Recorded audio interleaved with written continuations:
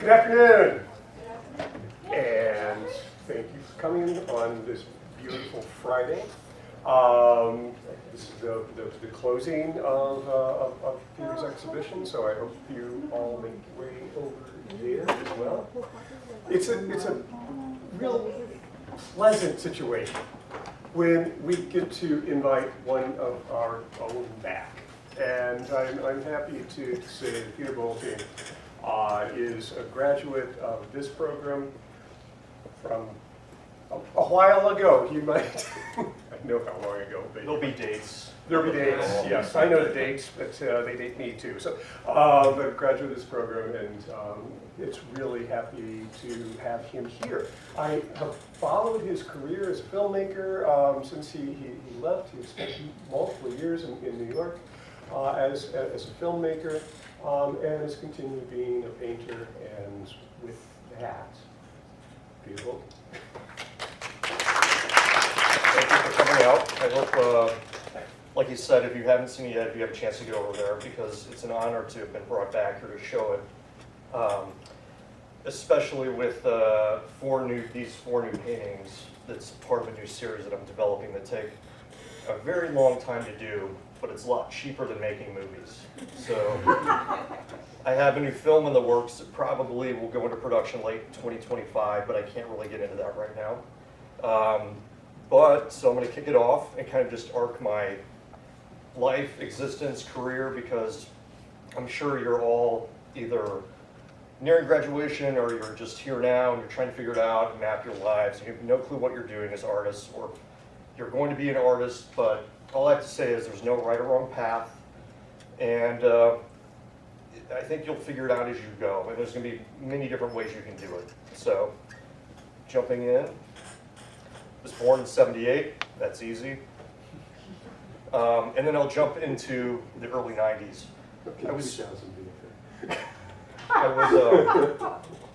This is a pointillism. I went through like 20 Sharpies, and I made it like three months before Kurt killed himself.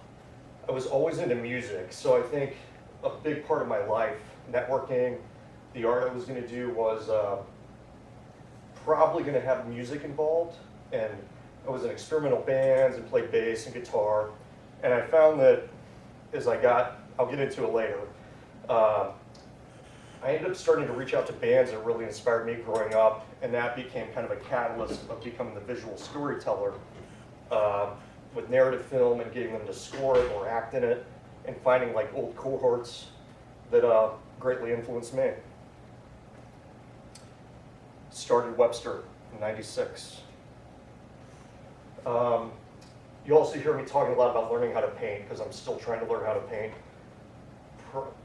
fairly seriously since 1991 that I've been painting. This is at a time when I was looking at Arthur Dove and Terry Winters a lot, and being thrown into an art school for the first time, critically thinking for the first time at Webster.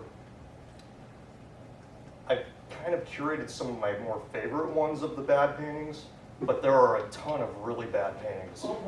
Undergrad was probably 95% really bad paintings. The surfaces are very thin and just a very young, learning how to really get in there and move paint around approach. This is when I was starting to get a little more probably understanding of the human form and working that in a little more realistically and actually getting pigment into the canvas. As these other ones you can see, it's a lot of probably heavy amounts of turpentine and just being really washed out. Slow washes building it out, very not confident of moving paint around. A little starting to get into that zone. This one I remember was kind of a breakthrough for myself, so it's the end of my sophomore year, beginning of my junior year. As you can see, it's 48 by 48, so a lot larger, but there's elements in this that I can see in my new work where it was probably 5 to 10 paintings prior, and I would scrape and paint, and then I do lean to paint classically. So that said, I still develop the image, even though it might be over an image. with very classical techniques. So I have to rebuild up the underpainting and then go in and change places. But the happy accidents that happen that you can also see in this new work in person is like some of the old light hits. This was actually an old slide that I got digitally. All these were slides actually. That's the thing, you guys have no clue what I'm talking about. But you can see the light hits of like chunks of medium and like paint that was just starting to get baby, which I like. So right around after I finished that, at the time, I'm not sure what Webster does now or how many campuses there are or what opportunities are there. And outside of Webster, I highly recommend getting out of the country at some point when you're young, seeing it from that point of view, a few months, live cheap, backpack what you can, because I feel that this experience was a massive shift in myself understanding civil art and museums outside of the country, and just different perspective. So we went over with Christina, who's no longer here, right? But she taught bookmaking and sculpture, and she was our professor that traveled with us when we studied abroad. So with her, I made 3 books when I was there, and heavily worked into them, cut into them, sewed into them, found things. I was on trains going all throughout Europe on weekends. I don't think I slept for the 3 months I was there. And if you have a question or a thought or an idea and I'm skipping something, just reach out.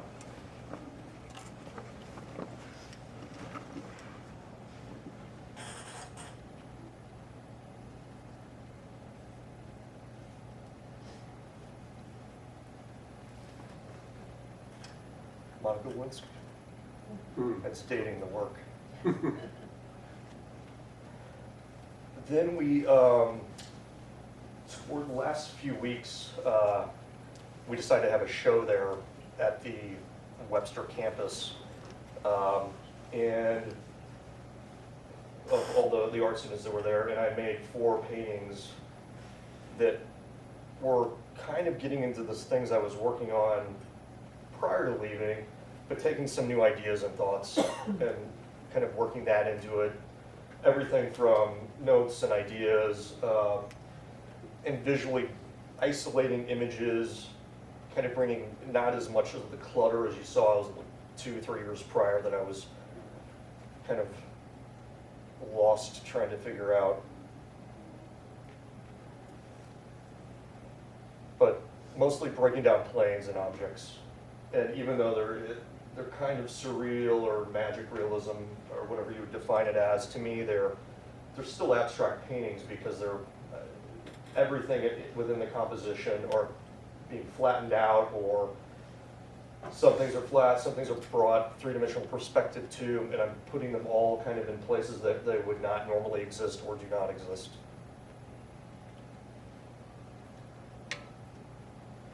I had no clue how to varnish a painting on this one. You can see it's I put too much Damar, and I think it's kind of yellowed out now. This is a slide as well. All right, back to St. Louis, still at Webster, wrapping it up. So when I got back, I was starting to think of these new ideas, and I was starting to work into newer paintings, so I did not have these, failed 2 or 3 years in a row paintings that I could really develop and build upon. So I was going into new canvases. This was an unfinished one that I think is in storage still. Just drawing out, working out ideas that probably I started developing in Vienna. This one is a little much more worked out. Probably today it would have changed and it would have become something totally different, but it would have had these elements of very dark and light, chiaroscuro, and separation, floating ideas, biomechanical study, and then the thesis exhibition.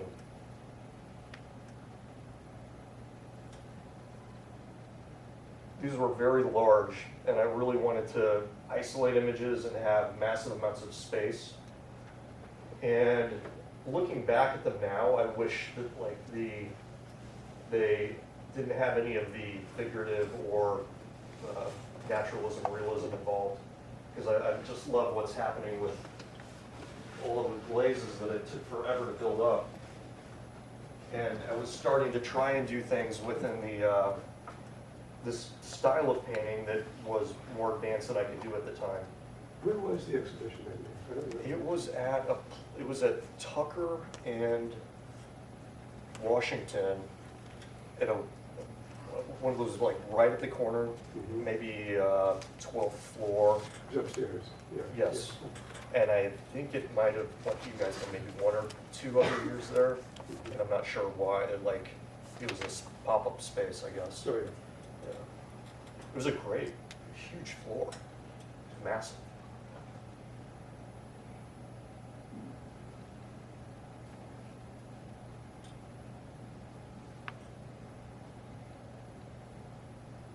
And then as I look back, I'm actually seeing things I don't even think about, but I have amputees in my work now, and I'm always like, one of my favorite painters is Giuseppe de Rivera, who was kind of a first punk rocker, early 1600s, and he was excommunicated because he painted the saints actually emaciated in the desert as they would have been not divine and actually human. And then after he lost all of his church money, he started painting people with stigma and disease and people left to kind of just disappear in society. So I'm sure I have these personal affinity for.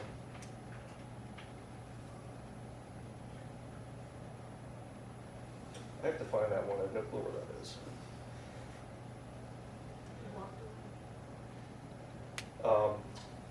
So I met my ex-wife the summer right after graduating. She was on a PhD track at Penn State, and I was trying to move to New York. So I said, hey, I'm going to get my own apartment and move out to the middle of Pennsylvania and live on the side of a mountain that had 64 P.O. boxes.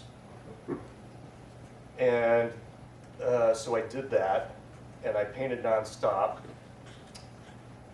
for 6 months and applied to, I think I applied to like 3 or 4 grad schools.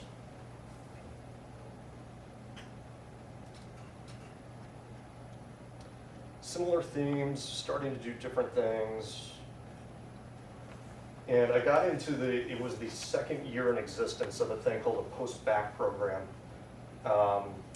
And I'm not sure if I think they're kind of starting to not have them as much anymore.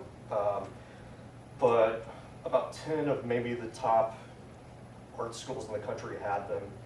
And it was a good means to get in, and actually it was all graduate classes. I was like Arthur Danto, a philosopher, critiqued me, David Byrne critiqued me.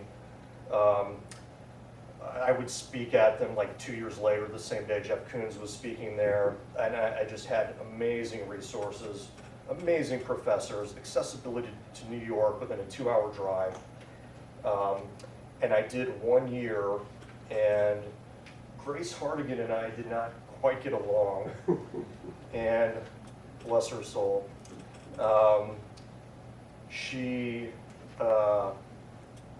this is when I started. I was kind of ending what I was doing and really went through a sea change in 1 year there.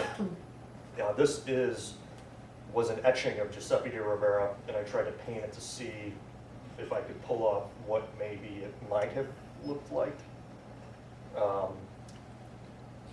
had he actually painted it.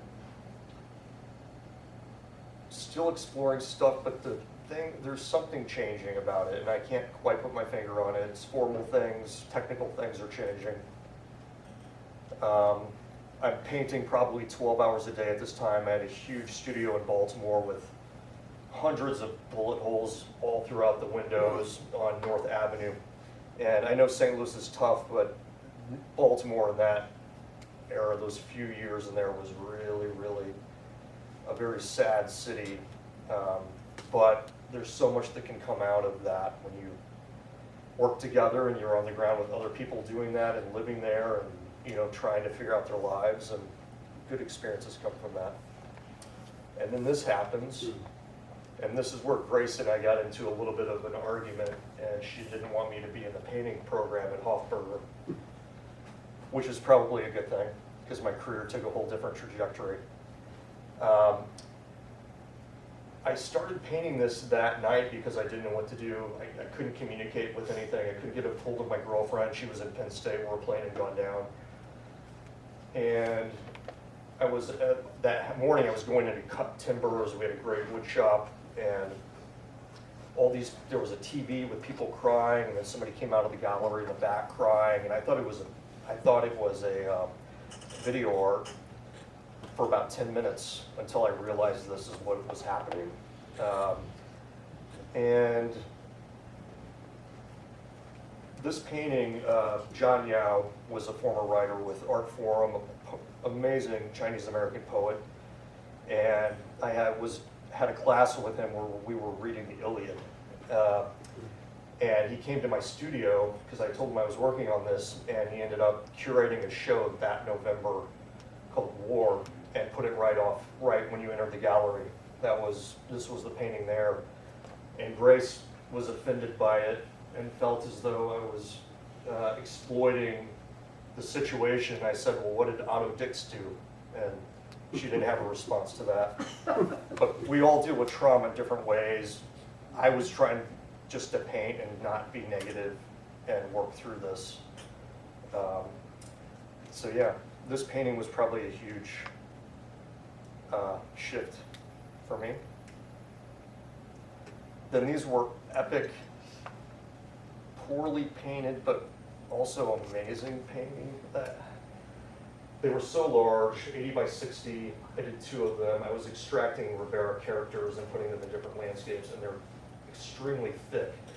I've since slowly built up a lot of pigment on them, and I'm going back into them now in the style that you can see of the 4 paintings in the studio here, to take those very intimate small paintings and put them on in their own way, very much larger scale. So another example of these paintings were 2001, and I'm still painting on a painting 23 years later.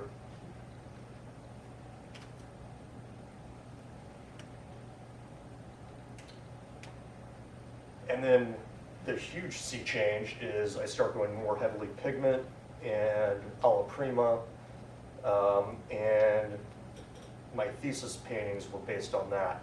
And at the same time, my ex-wife and I she was a sociologist and wanted to work together, so we were totally fascinated by George Ritzert's McDonaldization of Society and Fast Food Nation by Eric Schlotzer, and actually were corresponding with them, writing letters and emails, getting their ideas of I was in the process of building visuals for an avant-garde socio-political piece, and my ex-wife was helping me really focus the theory of it. So I'm painting these paintings, these very small 11 by 11 paintings, and I painted 20-something of these. I was in production of that movie.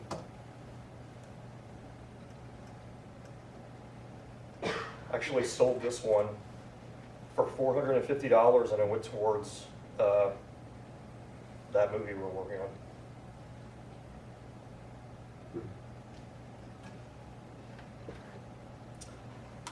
And then there was another guy in my class. You can see my pieces in the back. The show was in this old schoolhouse that Micah had bought. They're kind of like a cash cow, like an NYU or a WashU. They just buy tons of property in Baltimore. But they built this really old schoolhouse that became a big part of their, they have several galleries for student-based galleries inside. But we created a fake guy, and the people that would talk about that were more interested in that than our paintings, which should have been foreshadowing or even just having us think about things in a different way. But he came with a math background, so he did all of that, and the other side, or he did this. And then I did these weird drawings that mean absolutely nothing. Like my work today means nothing. I just take weird objects, put them together, and when they compositionally work, the painting's done.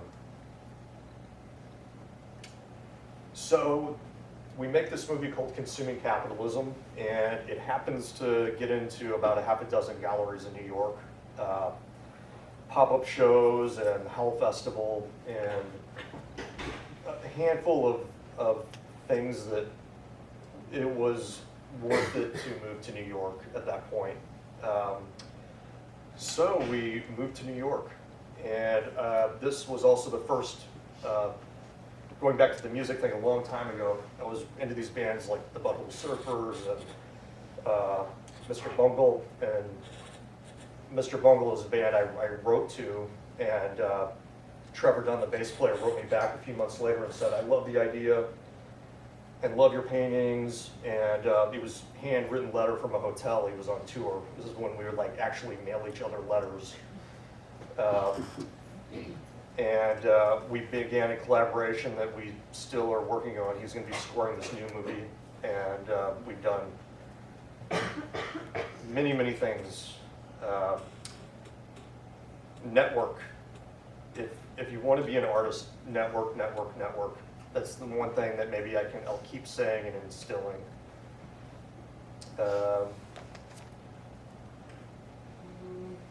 That's that. And then the what the fuck moment is, okay, I'm in New York. I gotta pay the bills in New York City. And this avant-garde short film is not gonna have me retiring anytime soon. So I wanted to be a storyteller. I look at everything. I've just made a movie, other than making a couple of experimental horror movies here while I was at Webster. I am a storyteller and a fiction and narrative storyteller. So I started writing, I started networking, and I've always been shooting photographs. I had my dad's Nikon 2020 since the mid-'80s, so always shot photographs and understood composition on that level. So I jumped headfirst into meeting DPs, producers, crew of all aspects, crew side, production side, post-production side, networking when I could, going to any event that I could. Yeah, I'll come out and work for $125, 16-hour days on 6-day weeks on an indie feature for 8 weeks, and grueling, learn the whole process of filmmaking over about a 3 to 4 year period.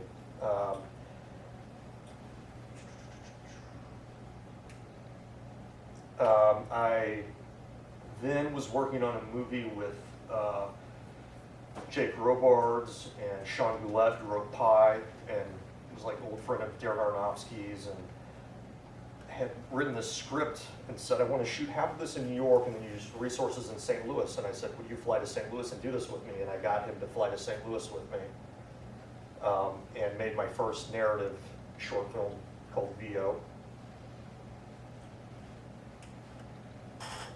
And then at the same time, a producer and director I had met said, our friend Paul H.O. has fallen in love with Cindy Sherman, and we're going to do a movie about male ego and loss of male identity, and can you come out and gaff it? Which is, if you don't know, it's the lighting and electrical side, power side of the film crew side.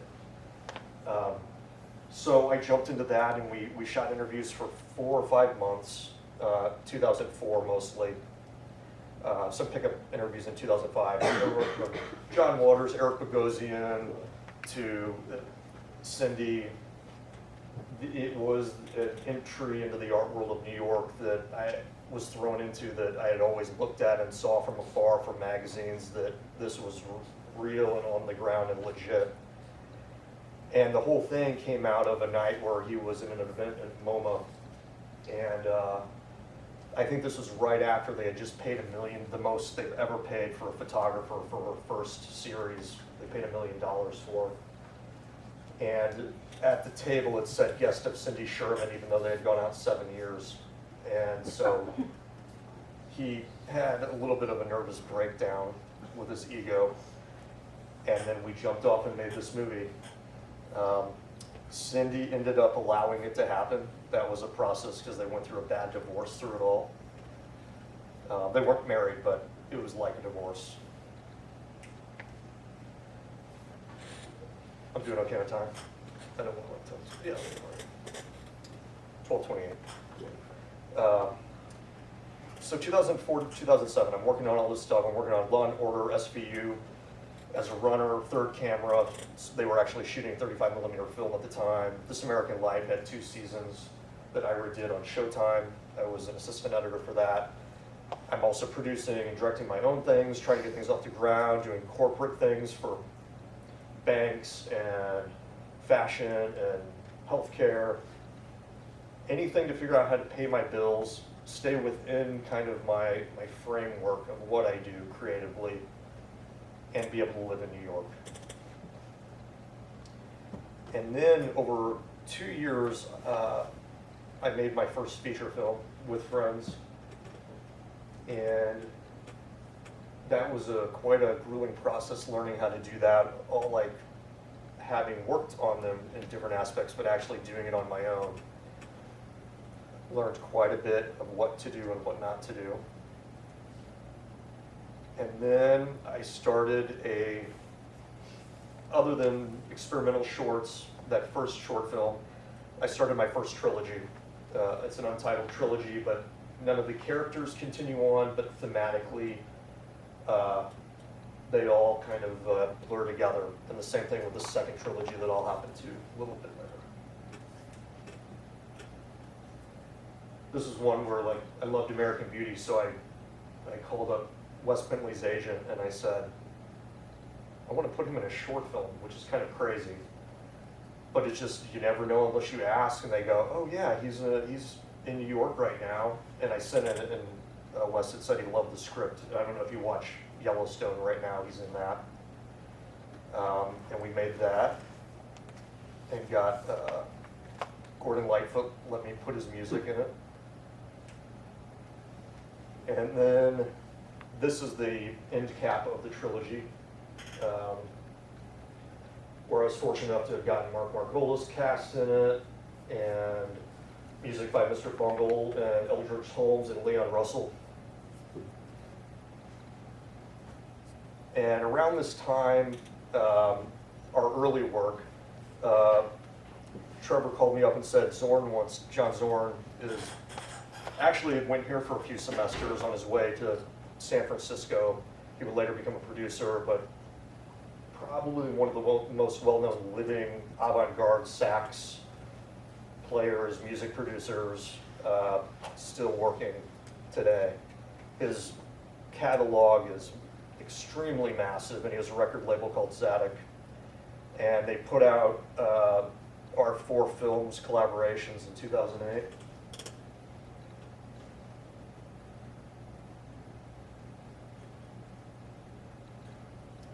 And a funny thing about him, Trevor's close with him because he's played a ton, but he admits that he's crazy. And I sent him the film, the black and white film, and he wrote me this beautiful long email. And I wrote him back and said, would you mind if I use like a line or two here or there for plugging it? And I get a 1-sentence thing back that says, I want nothing to do with your promotion machine. And I'm like, all right, I'm not that much of a promotion machine, but so then I'm still kind of painting when I can. I did a series of these that over several years, and I have about 15 to 20 of these. Very small, just still learning how to paint, move the paint around. I think until this new series, they're some of my best well-handled paintings. I got obsessed with the French New Wave at one point, and the Italian New Wave, but really Godard, I watched all of his movies several times a piece, just breaking them down, thinking about how to make a movie. Short documentary I directed on this artist, Molly Crabapple, who's gotten pretty well known in her own right. And she started this, at the time, I know we've all heard of these things, but there really wasn't, in 2007 to 10 in New York, like a life drunken draw, where they'd pop up in bars and they'd have prizes and they'd get everything from circus performers to avant-garde porn stars, people to come out and model, and these people would go to these bars, and I shot a documentary on it over a few years. Still drawing, working with different people, worked with Kevin Corrigan, drew him, worked with Mark Boone Jr.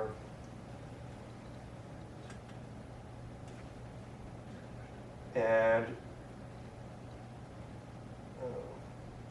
slightly out of order. So I was, in 2009, I got a possibility I was going to go to Iraq for a job, and I decided to turn it down. It was in the northern region, and it was this series of women who were mostly the only ones living after a lot of the men and kids were killed from the Saddam regime. And they went in to make a doc, and there was just certain answers and security questions. I chose not to do it. And my life insurance policy was going to end, even if I went over there, I was told. So, weird timing, DP on that job that was going to have me be second unit DP in Iraq goes, there's this movie Casting By, and the director likes you, and I want to set up a meeting. And he set it up, and I ended up shooting 235 A-listers whose career was put in motion by this woman, Marion Doherty. She would end up having Alzheimer's during the production of it.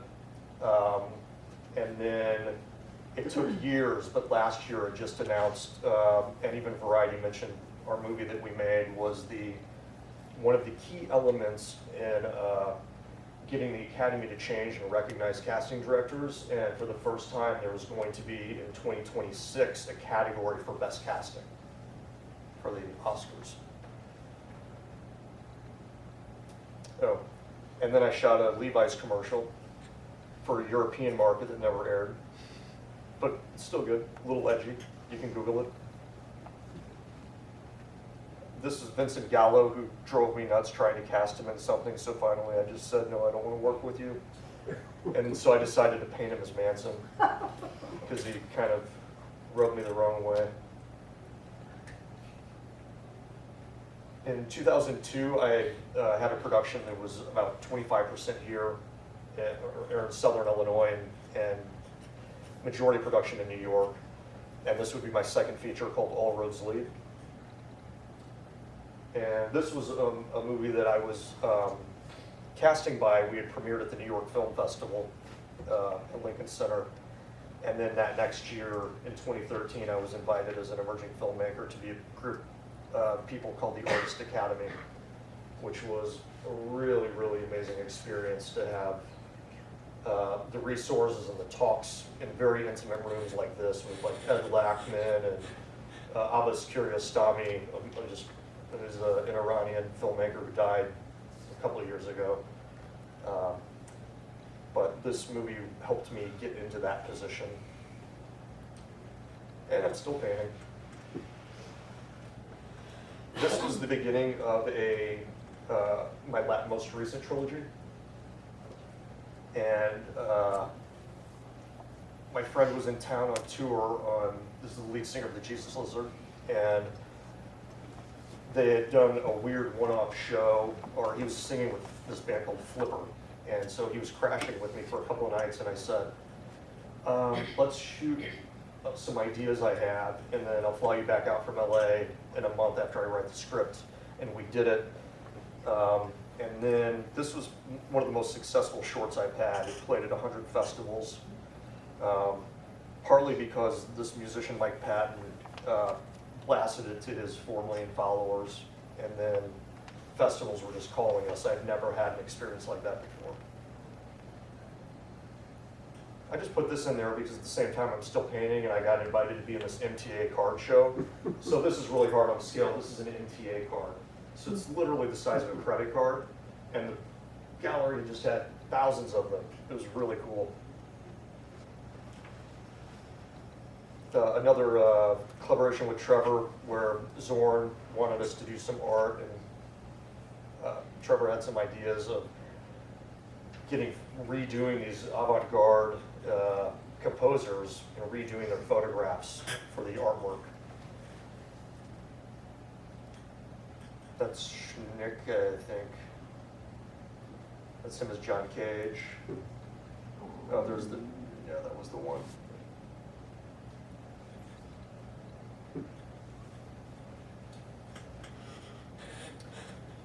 This was the second one to that second trilogy. This was a project where in 2018, Kodak finally opened up their second processing facility in the United States. They closed down every one, Chicago, San Antonio, North Carolina. It was only LA for actually processing Kodak motion picture. And they opened up a great facility in Long Island City, and I knew the SVP and said, hey, if I pay for the transfers and the processing, will you give me stock? And they gave me a bunch of stock, which was a very generous gift because 16 millimeter V3 stock is around $160 or $175 a roll for 11 minutes. And my producing partner and I got a bunch of free stock, and then we did our developing there and our transfers at it's defunct. I forgot the name of the place that we had it, the DI made. Anywho, that was part 2. Music by Huey Lewis and the News. It's kind of a retro, weird, fun throwback. And then The Booksellers was kind of the last bigger profile movie I shot. We were shooting this movie where these two guys had bought, these pretty well-known book dealers on Madison Avenue had gone in together on this book, a dictionary from the 1500s. And it was an estate through London, but they bought it from a guy in Toronto. It was around $3,800, and they said, oh, we'll at least double our money. They get the thing, and then they find 6,000 handwritten annotations throughout. So it shot for a year, and then now it is an absolute hell because the book is at the Shakespeare Library in DC, and it's being analyzed because it could be Shakespeare's personal dictionary. So most likely, maybe the most expensive book known to man. So that project fell apart after a lot of time and money. And then the guy who's one of those dealers said, we have all this access to these people. Why don't we just do a documentary on the history of book selling in New York? So it's a deep dive into the antiquarian book world. Started out on the old Fourth Ave dealers, moving up to Madison Avenue. So if you're into like literature on that level and ephemera and just a geeky narrative literary story, I highly recommend it. It's fun. This is a project called Sperm Church, which was playing in the long shotgun hallway in the main gallery.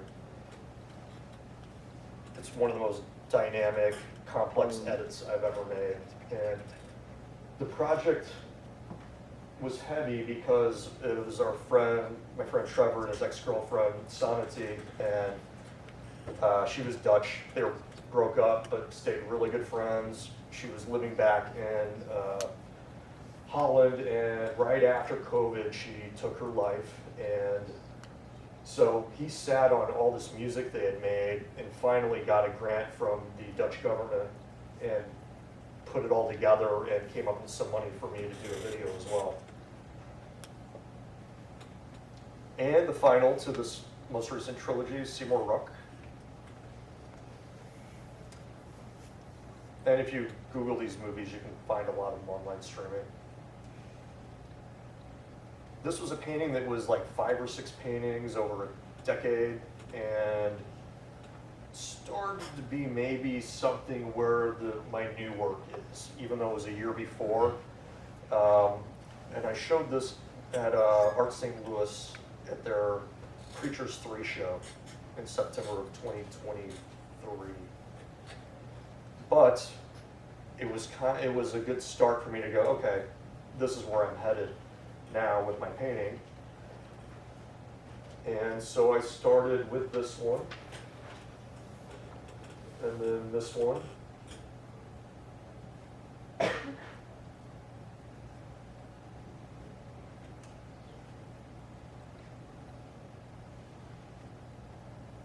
And then, as I mentioned earlier, these paintings take me a very long time. Even when I figure out what the composition is going to be, it's just, they're grueling to make. And there's tons of cat hair in them and all kinds of stuff, because the glazing and the static in the air pulls anything that's in the air into it. So there's all kinds of extra textures, and they're quite maddening, but I love them. But that said, I've been playing with AI for about a year, and they take me, I'm learning how to get better and better at queuing everything, but I'll still spend 2 to 3 days for one piece to get it to where I know I have something. Then from there, I take it into software like Photoshop, and I continually manipulate it and paint with pixels. And that's like some of these pieces that you can see in the show now too. And although, you know, it seems like a lot of time for a few days of work overall, I mean, that's nothing compared to the hours it takes me with a painting. So it's a way for me to continually work out ideas, merely a tool. I know the world, we're at a nexus of the pluses and the minuses, but at one point, people were extremely afraid of the photograph. They were afraid of when artists were able to show the foot stepping and moving. That freaked people out. So I think we have to look at it in the paradigm of times where we are now. Yes, there are going to be negative things that come about it, but we have this thing. So I highly recommend learning about it and trying to use it as a tool when possible. And I think that's it.